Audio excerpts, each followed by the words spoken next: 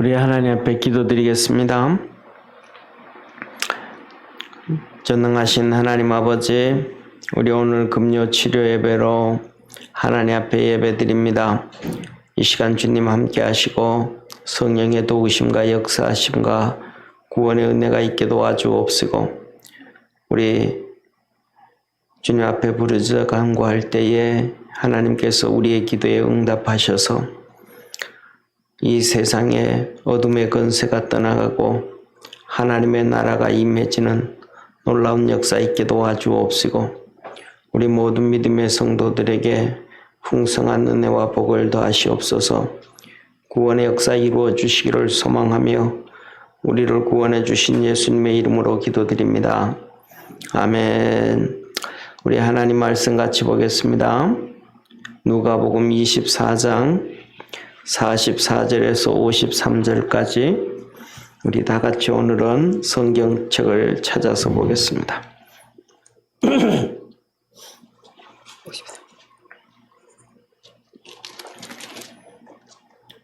우리 하나님 말씀 누가복음 24장 44절에서 53절까지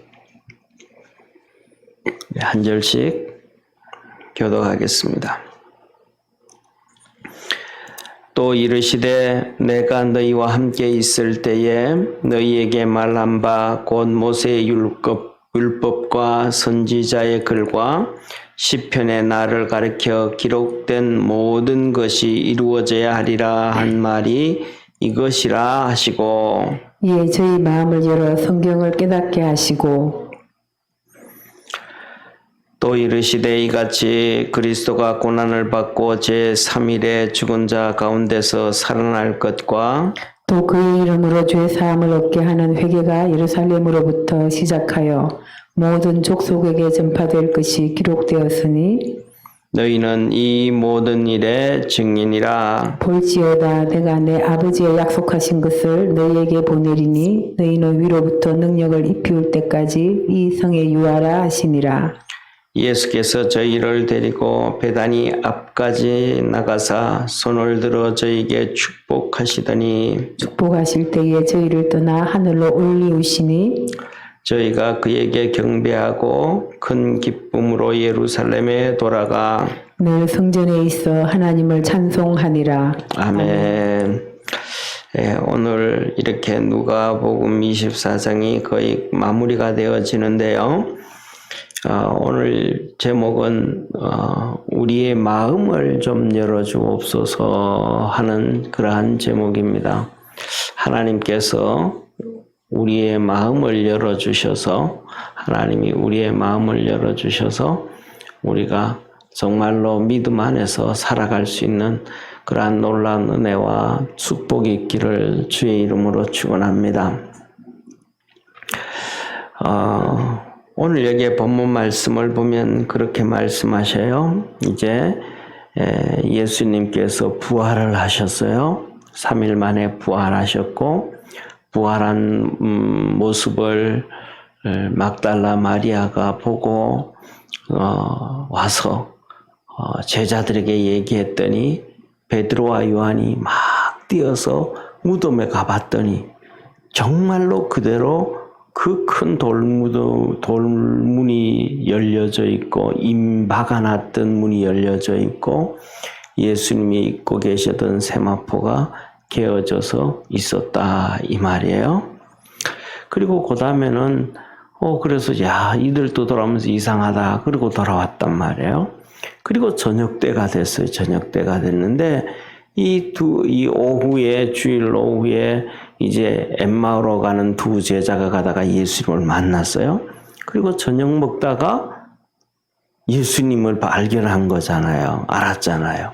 그래서 이들이 다시 예루살렘에 와서 제자들에게 예수님이 부활했다고 얘기를 했단 말이에요. 그렇게 얘기를 할 때 예수님이 그 자리에 턱 나타나신 거예요. 그러니까 뭐 사람들이 아무도 안 믿죠. 그럴 때 예수님이 하신 말씀이 지난주에 하신 말씀, 손과 발을 보고 나인 줄 믿어라. 나는 영이 아니고 귀신이 아니고 진짜 부활했다. 영은 귀신은 만질 수도 없고 음식을 먹을 수도 없는데 나는 예수님은 부활하신 부활체를 만져보니까 꼭 다 손을 만질 수가 있고 또 뼈도 만져지고 살도 만져지고 말이죠. 그리고 그 다음에 생선 구운 거 가져와라. 또 음식도 드시고. 우리에게 예수님의 그 모습에 부활하신 모습이 나중에 가면 우리의 부활체의 모습과도 같아요. 우리도 부활하게 되어지면 예수님하고 똑같이 나중에 우리 주님 재림하실 때에 땅이 입을 벌려서 죽은 자를 내어놓고 바다도 입을 벌려서 바다에서 죽은 자들을 다 내어놓는다 그러셨어요. 그러니까 우리가 뭐냐 하면 그래서 제가 생각하기에는 우리가 몸을 좀 잘 관리를 해야 되지 않는가. 글쎄 잘 모르겠어요. 뭘 잘 모르냐 하면 우리가 어떻게 살다가 말이죠. 뭐 공장에서 일을 한다든지 뭐 이렇게 실수를 하다 해가지고 팔이 하나 이렇게 잘라졌다라고 하면 그래서 팔 하나가 없잖아요. 뭐 프레스에 잘려서 없어졌으니까 그렇게 되면 이 팔이 부활할 때 다시 있을까 없을까 그거는 좀 잘 모르겠어요. 지금 잘 모르는데 어쩌면 제 생각은 그런 생각이 들어요. 없을 확률이 높다. 어떤 분들은 목사님들이 신학교에서 그 신학자들이 하는 얘기가 우리가 부활될 때가 되어지면 그냥 제일 젊었을 때 뭐 20대 중반에 가장 멋있고 예쁘고 아름다운 그때 모습으로 부활하지 않겠느냐라고 그런 얘기도 하고 또 이런저런 얘기하는데 그거는 성경에 기록 안 되어 있으니까 모르고 중요한 것은 뭐냐면 예수님의 부활하신 모습을 보니까 예수님이 부활하신 모습을 보니까 두 가지는 분명하더라는 거예요. 두 가지는. 한 가지는 뭐냐면 예수님의 손에 못자국이 있고 발에 발에 못자국이 있고 그런 것을 보면서 이마는 자세히 안 맞지만 이마에도 가시 찔린 가시관 썼으니까 그 자국이 있을 것 같아요. 그러니까 우리가 살아있을 때 이러한 것들, 이 흉터 같은 것들도 부활하면 다 있지 않는가? 그래가지고 요새도 그렇잖아요. 몇십 년이 지나도 뭐 어릴 때 형제들끼리 헤어졌는데 나중에 그 흉터 가지고 찾았잖아요. 그죠? 만나기도 하잖아요. 그런 것처럼 주님 앞에 가면 그 흉터들도 아마 있지 않을까. 그래서 저는 천국 가서 나중에 보면 이 예수님 복음을 전했던 저는 믿음의 사람들 다 좋아하지만 그 중에서도 바울 같은 경우에는 내 몸에 그리스도의 흔적이 있다 그랬는데 그 흔적들을 진짜 한번 좀 보고 싶어요. 얼마나 맞았는지 사도 바울이 얼마나 맞았는지 채찍에 맞고 태장에 맞고 그 죽을 고비를 수도 없이 맞고 돌멩이에 맞아 1차 선교 가서는 돌멩이에 맞아서 죽었는 것 갖다 버려놨는데 하나님이 살려주셔서 참 그때를 생각하면 그런 생각이 들어요. 바울이 그런 생각, 성경에는 뭐 바울이 그런 얘기 안 했지만 바울이 그때 1차 선교 갔을 때 하나님 앞에 갔는데 죽었는데 그냥 안 살리고 하나님이 그냥 데려갔더라면 훨씬 편한데 그러면 그 뒤에 태장에 맞고 이게 40에 한 대 가만매를 맞고 감옥 가고 이 고생 덜 하잖아요. 그죠? 고생이 덜 하니까 갔으면 좋았겠다. 그러진 않았을까 그런 생각을 해봅니다. 첫째로는 가장 중요한 게 뭐냐면 이렇게 우리의 흔적이 하나님이 다 있도록 부활시켰다 예수님을. 우리 모습도 그때 되면 그런 것 좀 찾을 수 있지 않을까 싶어요. 그 다음에 두 번째로는 뭐냐 하면 예수님이 부활하셨는데 그냥 이 모습이 아니고 우리 가지고 있는 이 얼굴, 이 모습, 죄악으로 가득 차 있고 근심으로 가득 차 있고 그다음에 이 세상에 안 좋고 악한 모습들 이것들이 가득 가지고 있는데 이것들이 다 없어지고 신령한 몸으로 부활된다는 거예요. 할렐루야. 신령한 몸으로 부활된다는 거예요. 그래서 예수님이 부활하셔가지고 이 엠마오로 가는 두 제자들 옆에서 같이 걸어가고 얘기를 나누는데도 못 알아보는 거예요. 정말로 신령한 몸으로 부활되어졌으니까 봐라. 그러니까 그때서야 깨닫게 되어진단 말이에요. 그 다음에 또 막달라 마리아에게 나타났을 때도 막달라 마리아한테 나타났는데 막달라 마리아가 못 알아본 거예요. 예수님, 부활하신 예수님을.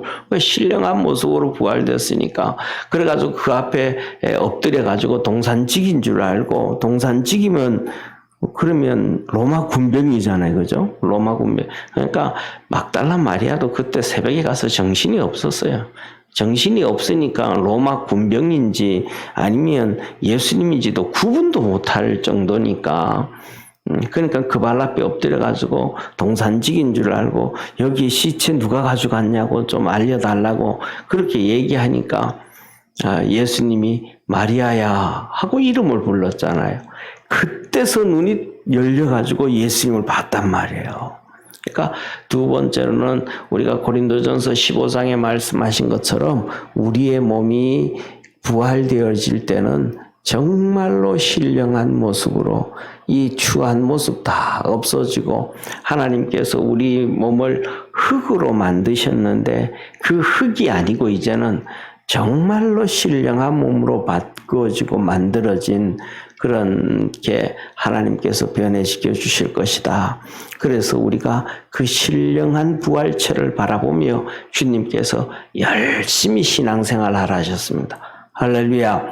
그리고 이제 우리 주님께서 계속 말씀하시기를 첫째, 부활하신 주님이 구약 성경을 다시 제자들에게 가르쳐 주신 거예요. 오늘 44절에 이렇게 말씀하시잖아요.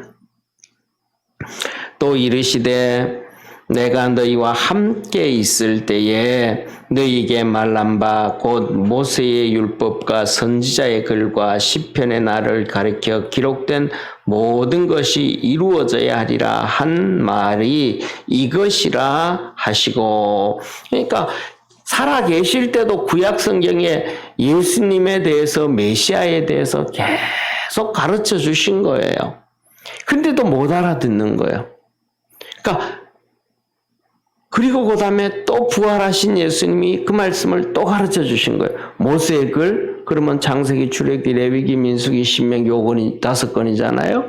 그리고 나머지 또 선지자의 글. 그러면 나머지는 전부 다 선지자의 글이잖아요. 전부 다.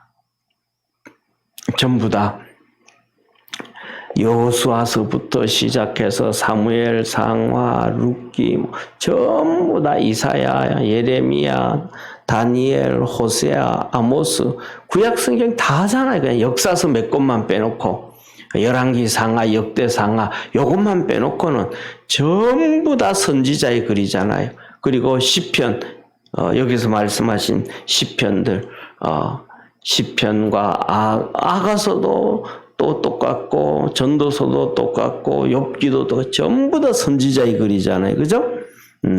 그러니까 이것은 거기에 나와 있는 예수님에 대해서 예수님이 살아계실 때 제자들에게 다 말씀해 줬는데도 못 알아듣는 거예요. 모르는 거예요. 들어도 모르는 거예요.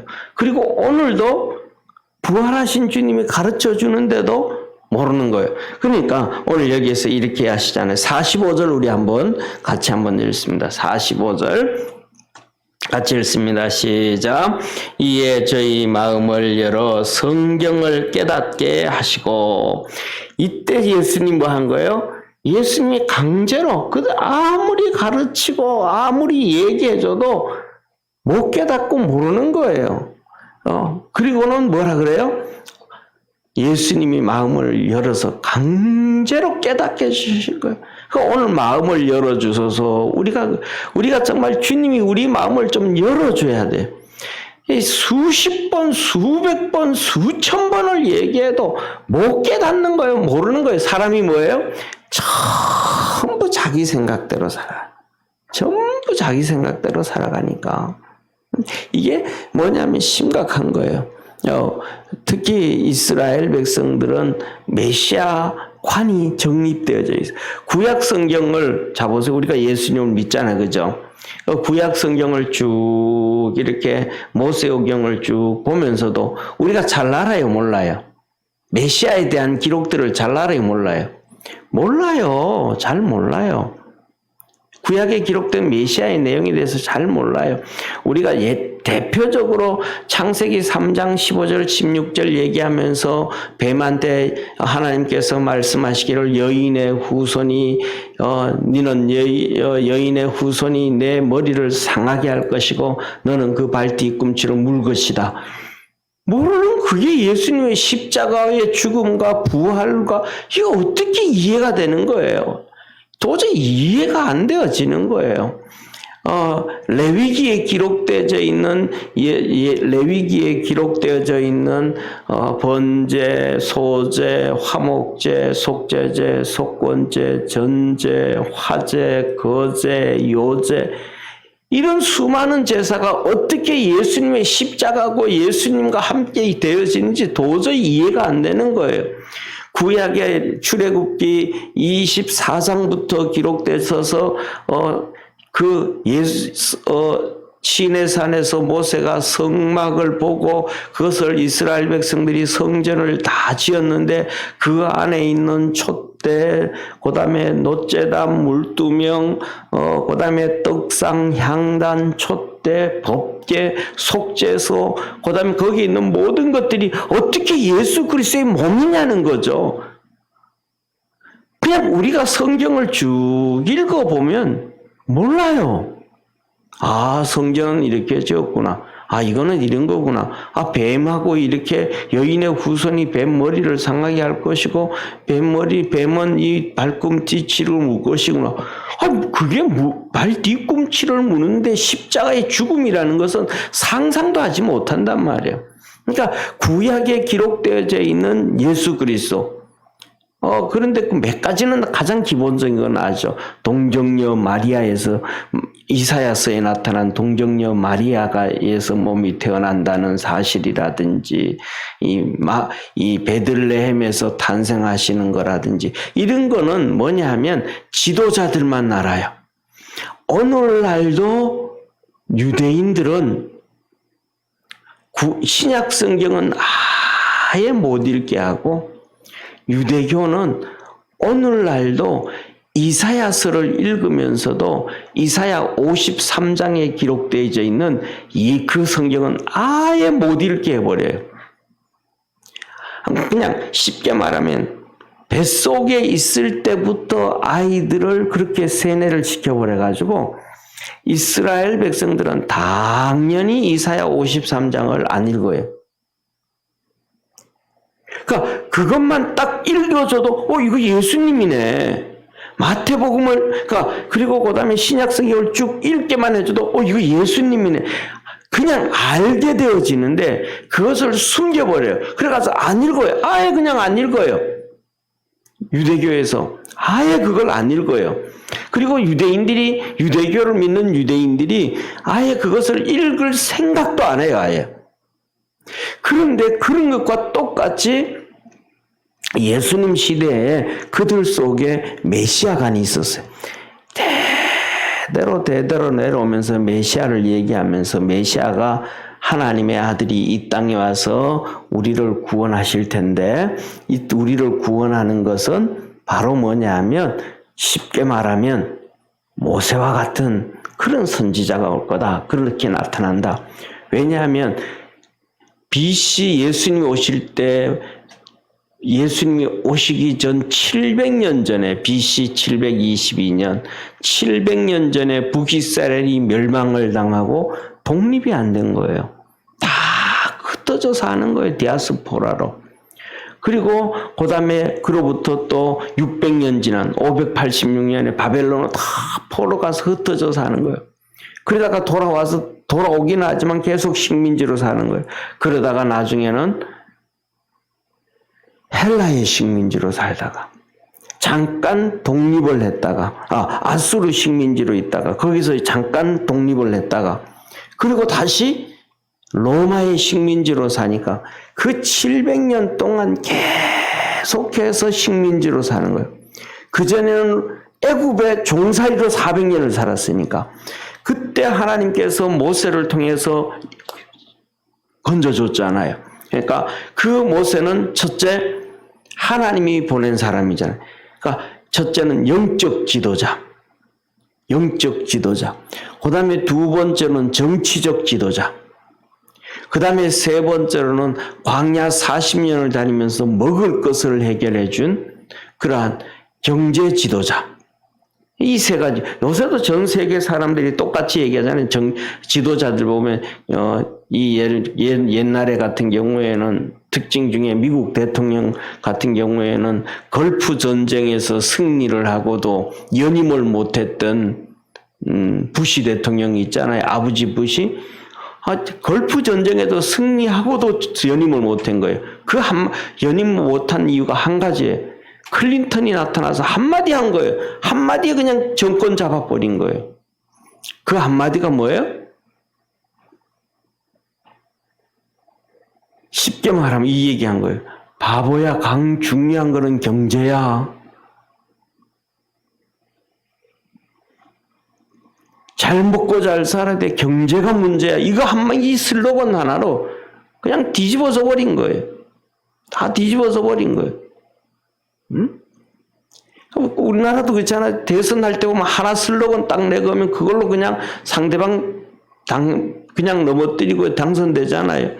이해찬 같은 경우는 군 문제, 김대중 대통령하고 나와가지고 군 문제 하나에 그냥 다 넘어가 버리잖아요.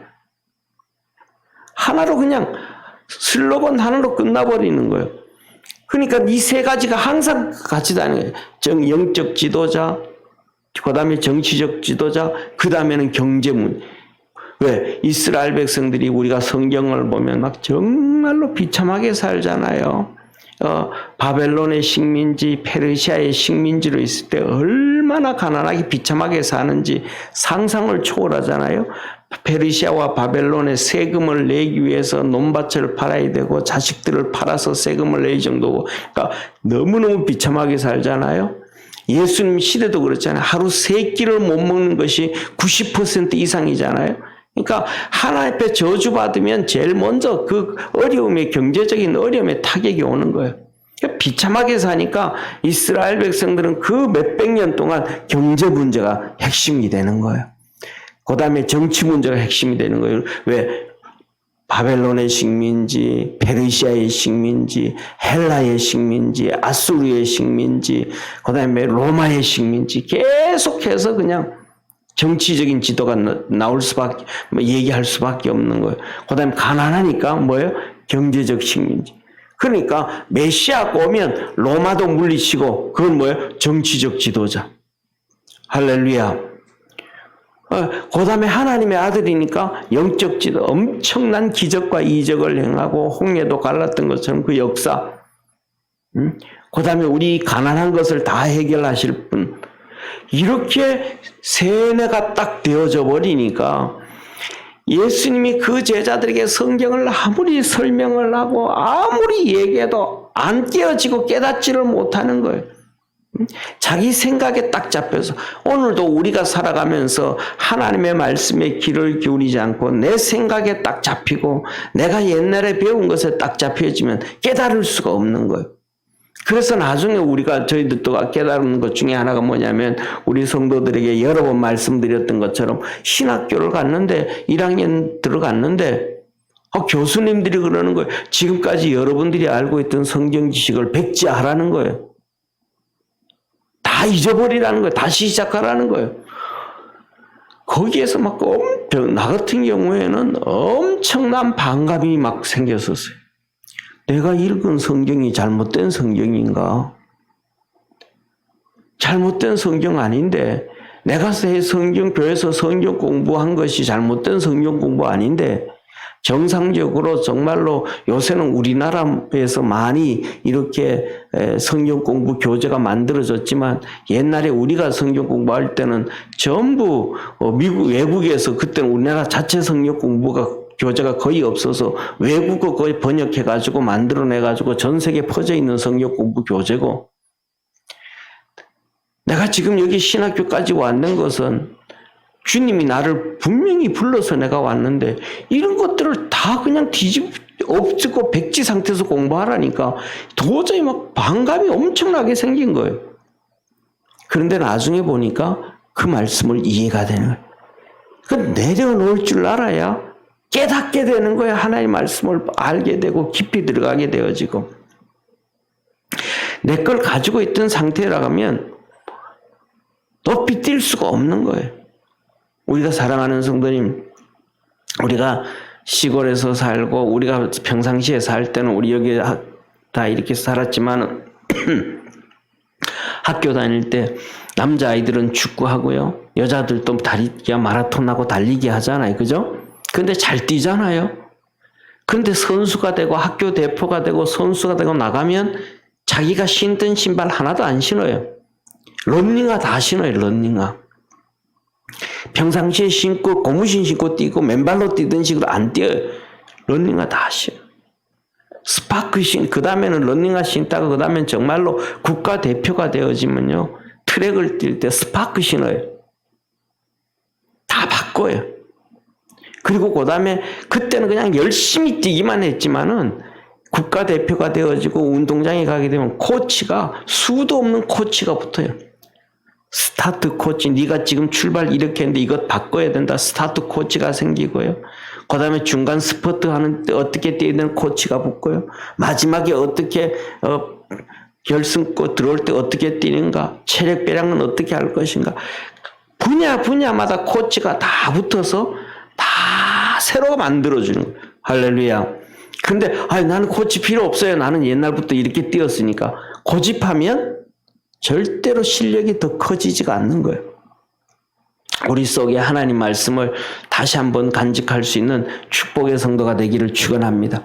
그래서 예수님께서 이들이 안 바뀌어지니까 예수님이 그냥 영적인 이 힘을 가지고 성령의 능력으로 하나님의 능력으로 천지 창조하신 그 능력으로 이 제자들의 마음을 강제로 열어버린 거예요. 강제로 열어버리고 깨닫게 해준 그때서야. 강제로 열고 깨닫게 해준 거예요. 그래도 거기에서 막 갈등이 엄청 일어나는 거예요. 제자들이 강제로 예수님이 마음을 열고 가르쳐 주시는데도 막 자기에게 있는 게 있으니까 막 갈등이 엄청 심한 거예요.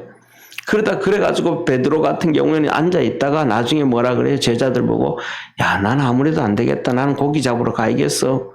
그리고 디베라 바닷가로 고기 잡으러 가는 거예요. 그랬더니 제자들이 나도 하면서 또 다 따라가는 거예요. 다 따라가는 거예요. 그러니까 디베라 바닷가 예수님 그것까지 쫓아와가지고 153마리 고기 잡게 하고 다시 고기 먹고 같이 얘기하면서 베드로 보고 베드로야 너 나 사랑하냐? 그거 예수님은 아가페 사랑하는 거거든요. 하나님 앞에서 하나님이 너를 사랑하는 것처럼 그렇게 너는 나 사랑하냐? 베드로가 고민하면서 대답하는 거예요. 거짓말은 못하니까 우리가 그리스도 안에서 거짓을 버리는 것이 가장 큰 축복임을 믿으시길 바랍니다. 우리의 삶 속에 자존심이 뭉개질 때도 있고 창피할 때도 있고 남사스러울 때도 있고 부끄러울 때도 있고 그래도 자존심을 내려놓고 진실할 때가 제일 축복인 거예요. 축복인 거예요. 베드로가 3번이나 고민하면서 예수님 계속 묻는 거예요. 그러니까 예수님 그러니까 베드로가 예, 내가 제자로서 선생님을 사랑합니다. 예수님이 또 막 묻는 거예요. 베드로야 너 이렇게 나 하나님의 사랑하냐? 진짜 베드로가 그냥 거짓말 예 알았어요. 그러든지 아니요 주님이 다 알잖아요. 그러든지 고민하고 그 사람들 앞 제자들 다 있는 데서 말이죠. 제자들 다 있는 데서 나이가 40 중반이 돼가지고도 그 거짓을 얘기 못해가지고 몸부림치다가 주님이 내가 제자로서 선생님 하는 거 알지 않습니까? 마지막에 그 얘기 하잖아요. 내가 주님을 제자로서 선생님 사랑하는 거 내가 그 이상도 안 하고 그 이하도 안 하고 내가 그 정도밖에 안 되는 인간인 거 주님 다 하시면서 굳이 여기에 막 제자들 다 있는 데서 드러내놓고 세 번씩이나. 그래도 베드로 시험 들어가지고 도망한 거예요. 할렐루야. 진짜 베드로 이름 들을 만해요. 베드로 이름 들을 만해요. 사랑하는 성도님, 우리 이름들이요 정말로 좋은 이름들이에요. 부모님들이요 우리 이름을 지어줄 때요 최고의 이름을 지어준 거예요. 이름은 다 달라도 최고의 이름을 지어준 거예요. 예수님이요 베드로 보고 너 베드로라 그럴 때 그 최고의 이름을 지어준 거예요. 반석이라. 베드로가요 시험 들어도 예수님 버리지를 않아요. 유다처럼 배반하지 않아요. 최고의 이름이에요. 최고의 이름. 여러분들 이름 스스로 한번 생각해 보세요. 제가 고등학교 2학년 때 저희 부장 선생님이 송덕호 장로님, 중고등부 부장 선생님이 송덕호 장로님이셨어요. 이 장로님이 그런 말씀을 해요. 내 이름이 덕호인데 왜 덕호라고 우리 어른들이 짓냐. 덕호라고 이름을 지어줬는데 내가 이 이름 때문에 많이 절제하고 참습니다. 성격이 되게 급하고 막 과격하고 그런 성격인데 내 이름 생각하면서 그렇게 참았다라는 거예요. 진짜 그 장로님 보면 너무너무 유순한 것 같아서요. 그 어릴 때 보면 장로님들 보이잖아요. 말 많은 장로님도 있고 뭐 설치는 장로님도 있고 이런저런 장로님들도 있는데 그 장로님은 그냥 진짜 뭐랄까 공자처럼 덕자처럼 그렇게 보여지는 장로님이셨거든요. 그런데 그분이 우리 학생들 앞에서 그때가 언젠지 기억을 못해요. 밤에 우리가 철야하는 사이였는 그런 기회였는데 앞에서 하시는 말씀이 그래서 자기가 다 바뀌었다는 거예요. 이름 때문에. 어른들이 지어진 이름 때문에. 우리에게 있는 각자에게 있는 이름이 최고의 이름이에요. 우리에게. 할렐루야. 이 이름 석자가 하늘나라 생명책에 기록되어지는 거예요. 이름이 최고의 이름들이에요. 옛날에는 뭐 그러니까 뭐 그냥 개똥아 부르고 뭐 소똥아 부르고 그러지. 그게 아니고 진짜 족보를 가지기 시작하고 대한민국이 건국되어지고 난 다음에 우리가 이름을 만들어준 거는 최고의 이름들이라는 걸 기억하기를 바랍니다. 베드로가 그런 사람. 시험 들어도 예수님 배신 안 해요. 정말 베드로의 반석 같은 주님이 산 위에 우뚝 선 반석인 것처럼 베드로도 초대교회에 우뚝 서 있는 베드로예요. 참 멋있는 사람이에요. 자, 그래서 강제로 열어서 깨닫게 해줬는데도 그 갈등 때문에 막 고민을 하는 갈등 때문에. 그런데 우리 주님께서 그 갈등 있는 그들에게 뭐라고 말씀하시냐면 이렇게 말씀하세요. 너 이제 너희들 내 증인으로 살아야 된다. 이제는 유대인에서 잡혀져 있는 게 아니고 전 세계적으로 내 증인으로 살아야 된다. 라고 하시면서 46절에 이렇게 말씀하셔요. 46절, 47절, 48절입니다. 한번 46절, 47절, 48절 우리 합독하겠습니다. 또 이르시되 이같이 그리스도가 고난을 받고 제3일에 죽은 자 가운데서 살아날 것과 또 그의 이름으로 제3을 얻게 하는 회개가 예루살렘으로부터 시작하여 모든 족속에게 전파될 것이 기록되었으니 이는 너희는 이 모든 일에 증인이라. 너 뭐해? 증인으로 살아라. 성경의 증인으로 살고 예수 그리스도의 증인으로 살아라. 구약 성경에 다 벌써 기록되었다. 구약 성경에 예수 그리스도의 이름으로 인해서 그것으로 인해 가지고 뭐냐 하면 고난을 받고 제3일 만에 죽은 자 가운데서 다시 살아나고 예수님의 십자가의 죽음과 부활이 구약에 벌써 기록되어져 있고 그 예수 그리스도의 이름으로 예수라는 이름이 구원이라는 이름이 뜻이거든요. 그러니까 예수의 이름으로 죄 용서함을 받고 예수님에 대한 그 회개, 하나님 앞에서 그 회개가 모든 민족들에게 다 증거되어져야 된다. 전파되어져야 된다. 이것이 벌써 성경의 구약 성경에 다 기록되어져 있다. 그러니까 구약 성경에 이 기록된 것에 너희는 증거요. 그 말씀을 이룬 예수 그리스도가 이분이다. 이분이 바로 구약 성경에 기록된 메시아다라는 것을 너희들이 증인이 되어야 된다. 이걸 예수님이 제자들은 지금 막 믿음도 안 생기고 예수님이 강제로 마음을 열어가지고 말씀을 전해주니까 긴가민가 막 혼돈과 여러 가지 고민과 갈등이 막 더 겹쳐져 있는데 보통 그러면 뭐라 그래? 좀 있다가 때가 아니에요, 목사님. 우리 그러잖아요. 뭐 하면 때가 아니에요.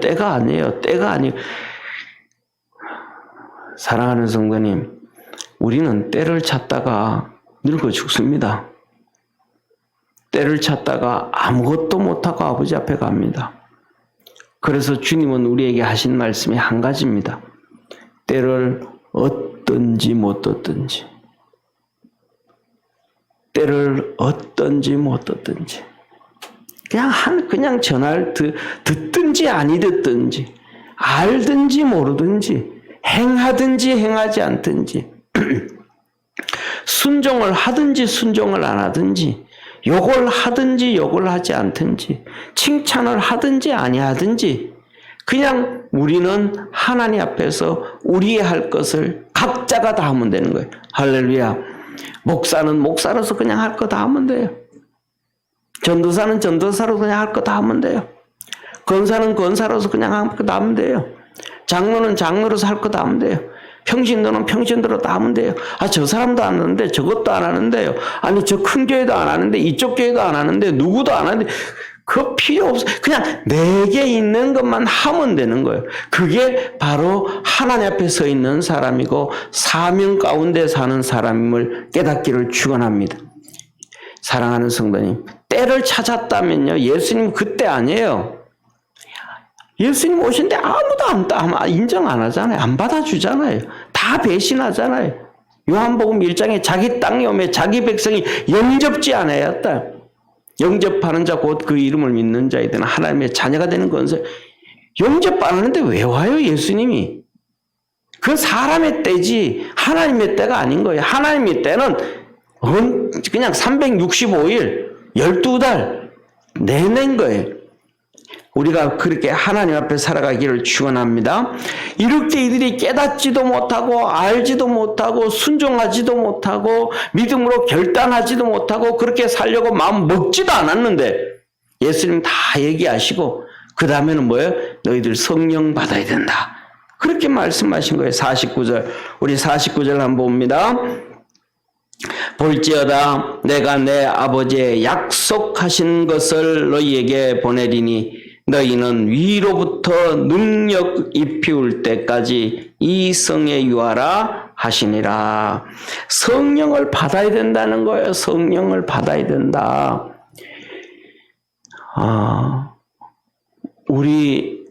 특히 우리나라는 거의 7, 80%가 장로교잖아요. 7, 80%가 장로교의 신앙을 가지고 있어요.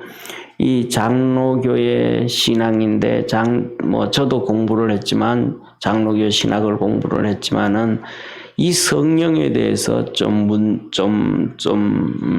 맹점이 심각해요. 그게 뭐냐 하면, 우리가 이 성령 세례를 얘기해요. 그런데 장로교에서의 성령의 세례는 뭐냐면 내가 예수님을 믿을 때에 내 입으로 예수 그리스도를 고백할 때에 벌써 성령님이 우리 마음속에 들어와 계시다. 우리 마음속에 들어와 계시다. 이것을 성령 세례라고 얘기를 해요. 거의 대부분. 우리 마음속에 와 성령님이 계시면서 그래서 고백할 때를 성령 세례라고 얘기해요. 그런데 성경을 찾아보면 그것은 신학적으로 그렇게 장로교에서 얘기를 하는데 성경을 찾아보면 그것을 성령 세례라고 한 적이 한 번도 없어요. 마태복음 16장에는 예수님이 제자들을 앉혀놓고 너희들은 나를 누구라 하느냐라고 묻습니다. 그때 베드로가 주는 그리스도시요 살아계신 하나님의 아들입니다. 고백을 합니다. 근데 예수님께서 그것을 놓고 너 성령 세례 받았다 그러지 않았습니다. 바요나 시모나 내가 복이 있도다. 이것을 알게 한 이는 내 아버지 하나님이시니라. 깨닫게 해줬다는 거예요. 깨닫게 해줘서 믿게 됐다는 거예요. 알게. 그런데 그 또 지나가 버려요. 그 순간 깨닫고 알고는 또 지나가 버리는 거예요. 성령 세례는요, 정말로 우리 주님께서 성경에 기록을 해주셨잖아요. 세례 요한을 통해서 기록해 주셨잖아요. 나는 너희로 회개케 하는 물세례를 주거니와 내 뒤에 오시는 분은 성령으로 불시험을 준다 그래요. 성령과 불로 세례를 주시리라. 성령과 불로 세례를 주시리라. 뭐 한 거예요? 뒤집어지는 역사예요. 태우는 역사예요. 회개의 역사예요. 성령님이 임하게 되어질 때 정말로 뜨거운 역사가 이루어지고 눈물, 콧물 흘리게 되어지고 뒤집어지는 성령의 역사예요. 다시 말하면 물세례는 옷이 풍덩 젖는 것처럼 성령 세례는 성령이 그냥 푹 임하시는 거예요. 할렐루야. 그 성령님이 푹 임하셔서 그 다음에 은사도 주시고요.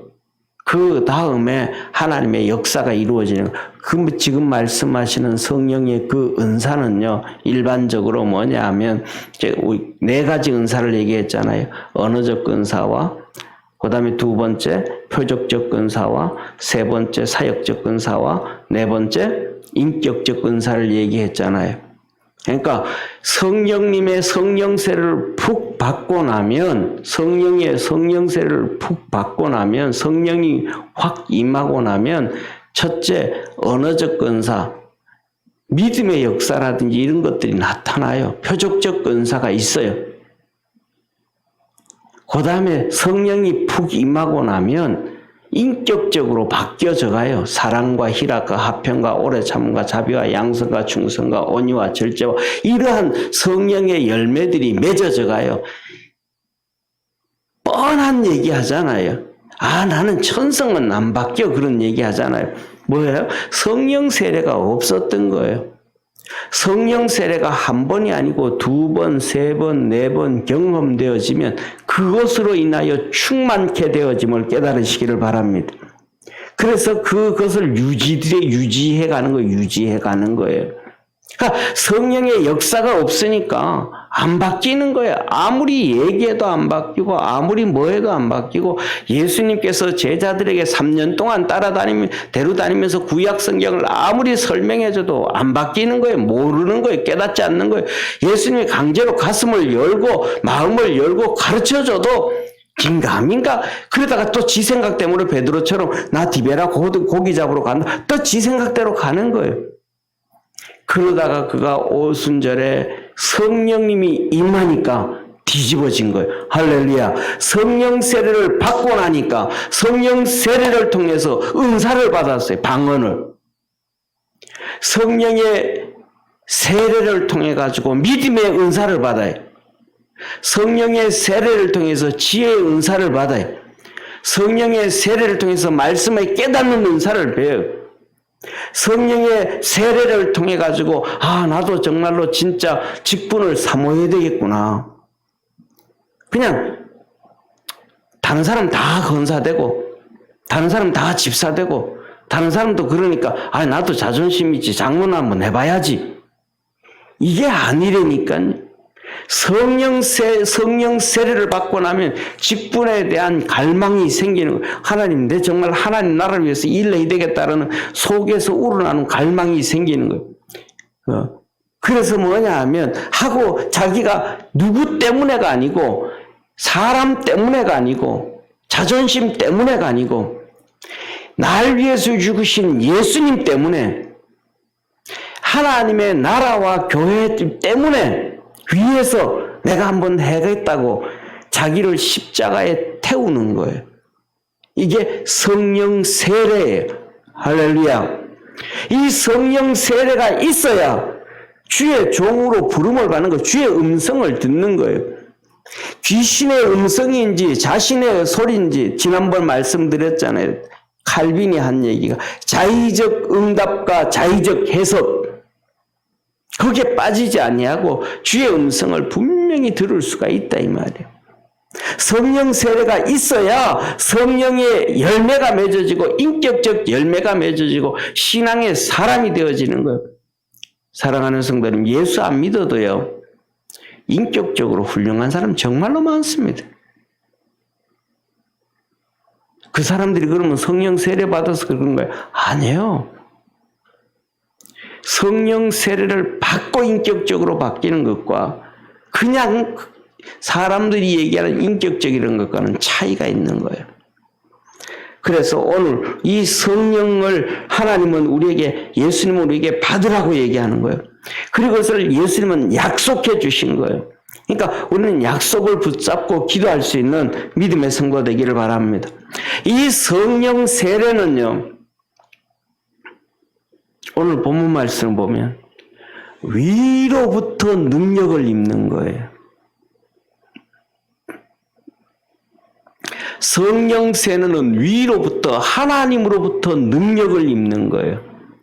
성령 세례가 그냥 우리가 예수 그리스도를 나의 구주로 고백하는 것이 성령 세례가 아니고, 성령 세례를 받으면 위로부터, 하나님으로부터 능력을 입는 거예요.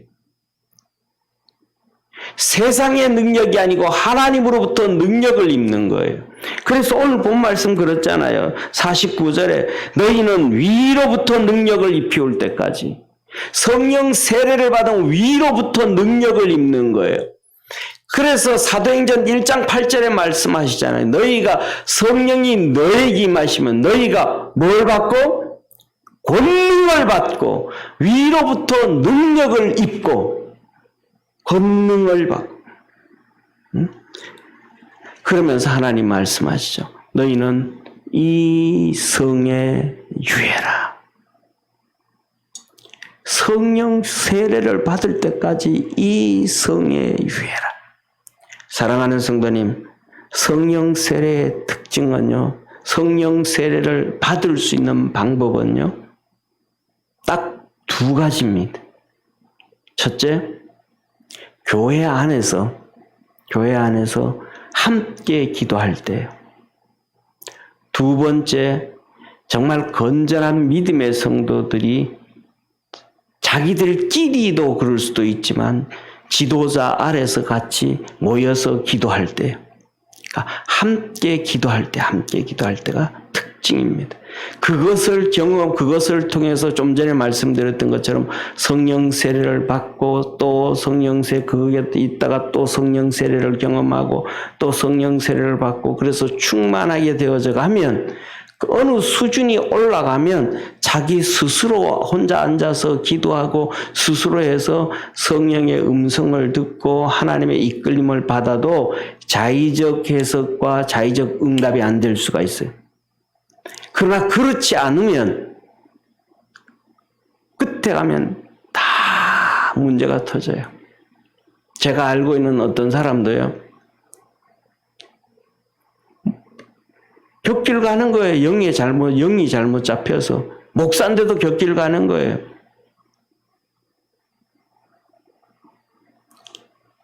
예? 근데 그게 맞다고 그냥 가는 거예요. 잘못된 길 가는 거예요. 목사인데도 그걸 가요. 그게 그게 성령의 역사라 그래요. 잘못된 거 가는데도. 한마디만 들어보면 잘못된 길 가는 게 보이는데도. 그러니까 우리가 하나님 안에서, 교회 안에서 성령 세례를 받고 성령 충만하고 주의 거룩한 역사가 있는 우리 믿음의 성도 되기를. 그래서 오늘 본문 하신 말씀처럼 하나님 우리 마음 좀 열어주시고 말씀을 깨닫게 하여 주시고 성령 세례를 받게 하여 주옵소서. 그리고 그 능력으로 하나님으로부터 덧입은 그 능력으로 살아가게 하옵소서. 그런 축복의 성도 되기를 축원합니다. 기도드리겠습니다. 전능하신 하나님 아버지, 아무리 인간적으로 아무리 얘기해주고 아무리 가르쳐주고 성경책을 펴고 설명을 해도 제자들이 바뀌지가 않았습니다. 예수님께서 강제로 가슴을 열고 깨닫게 해줘도 갈등과 고민 가운데 있다가 디베라 바닷가로 도망가고 그 문제가 터졌습니다. 오직 성령님이 그에게 임할 때만 성령 세례를 정말 받고 난 다음에 변화되어진 놀라운 역사가 있습니다. 우리 이 금요 치료 예배를 통하여 아버지 하나님 오늘 이 누가복음 24장을 끝내면서 우리 믿음의 성도들 마음의 문을 열어주시고 그래서 말씀 깨닫게 하여 주시고 그리고 아버지 하나님 정말로 성령님으로 인하여 세례가 충만해지게 하시고 그리고 예수님의 증인으로 사명자로 사역자로 살아가는 축복의 성도들 되게 하옵소서. 오늘 이 시간 기도할 때 하늘 문 열어 축복하시옵소서. 예수님의 이름으로 기도드립니다.